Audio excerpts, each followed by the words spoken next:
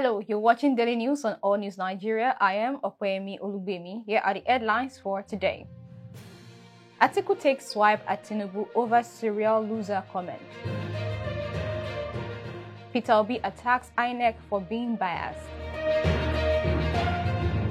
Replies chairman speaks on evacuating Nigerians from Sudan.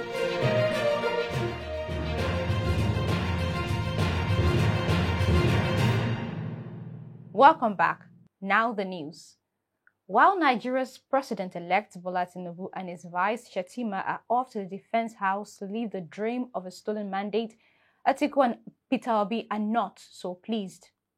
The presidential candidate of the People's Democratic Party (PDP), Atiku Abubakar, recently responded to Tinubu's serial loser jab, saying he is nothing like Bola Tinubu, the president-elect, whose candidacy is embroiled in controversies. Atiku said this in a response to the preliminary objection filed by Tinubu and APC in reaction to Atiku's petition challenging Tinubu's emergence as the winner of the February 25 presidential election. Bola Tinubu and Vice President-elect Kashim Shettima will start operating from a government-owned complex following the allocation of the Defense House for their use. The duo who moved into the Defense House on Wednesday are expected to use the facility till after swearing in on May 29 and subsequently relocate to Aso Rock Villa, where the presidential residence is. The Independent National Electoral Commission (INEC) had declared that Tinubu polled over 8 million votes to win the election. But Atiku, Peter Obi, and some other parties rejected the result announced by INEC and headed for the Presidential Election Petitions Tribunal in Abuja with prayers that the election should be nullified. In response to Atiku's petition, Tinubu had described the former vice president of Nigeria, Atiku, as a serial loser, noting that he had been trying without success to become president since 1993. But in his reply to Tinubu filed before the tribunal, Atiku said he towers above Tinubu and there was no basis for comparison.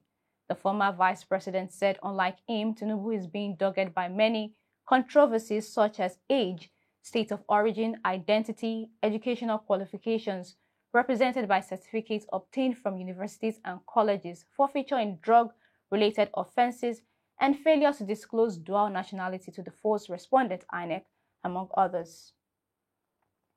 Atiku argued that rather than respond to the issues he raised in his petition, Tinubu went on to dwell on extraneous facts, contradictory, evasive, speculative, and vague assertion. Amongst others, Atiku, through his lead counsel, Chris Uche, argued that Tinubu was unfit to be Nigeria's president because he allegedly forfeited $460,000 to the U.S. government in a drug-related court case. He maintained that declaration of Tinubu as the winner of the elections to be annulled because he did not secure 25% of the votes cast in the Federal Capital Territory. Meanwhile, the candidate of the Labour Party, Peter Obi, in his own response, accused INEC of being partial, describing it as embarrassing the insistence of the electoral umpire that Tinubu won the election and that the petition's challenging declaration should be dismissed. Peter Obi said it was bizarre that INEC, which ought to be neutral, filed a preliminary objection to the petitions challenging Tinubu's victory. He noted that both the Supreme Court and the Court of Appeal had in the past cautioned INEC to place itself in the place of neutrality, remain fair and focused. The Labour Party's presidential candidate also stated that it is not only an embarrassment, but a repudiation of the duty of INEC when it adjourned the garb of a contestant in an election it conducted as an umpire to raise plenary objection against an election petition.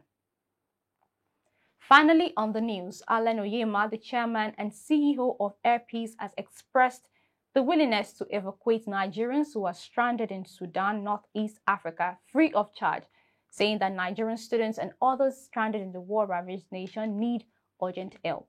The Replies chairman said if the Nigerians could be moved to a neighboring country, the airline would fly there and evacuate them as Sudan's airspace is closed from civil aviation flights. I've been on the phone with the government officials. I've spoken with the Foreign Affairs Minister 2 days ago, and I've spoken with the Nigeria's ambassador to Egypt, who is the one covering Sudan too.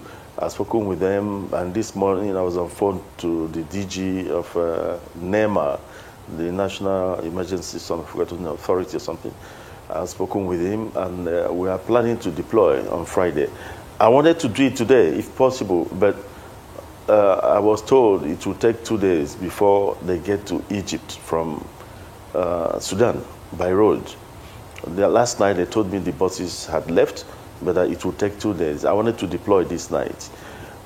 So I'll be deploying on Friday, and maybe on Thursday night I might send about 3 jets out to Egypt. If possible, I just pray no country will delay us with overflight permit issues, so that we can get there on time and start moving our people immediately. I may send in about 3 planes at a time.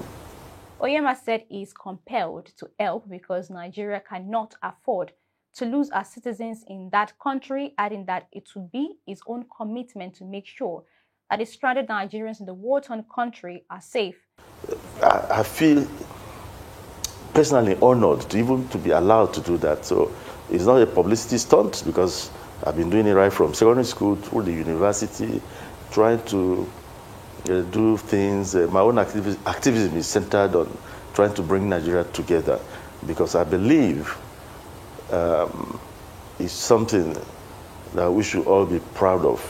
However, it pains me that my gesture has turned and has started causing some kind of problems everywhere in the social media. People are trying to bring ethnic angle into it. For those who are supporting me, the Igbos who are rooting for me that an Igbo man is going to do this, do that, please stop. For other people from other tribes in Nigeria other than Igbo who have something or the other, or one or two things to say about it, stop. He said that everything must not be left for government alone, especially as the situation calls for urgency and immediate action. And that's it on today's news. You can follow us on all social media platforms displayed on the screen. I am Okoyemi Lubemi. Do have a good day.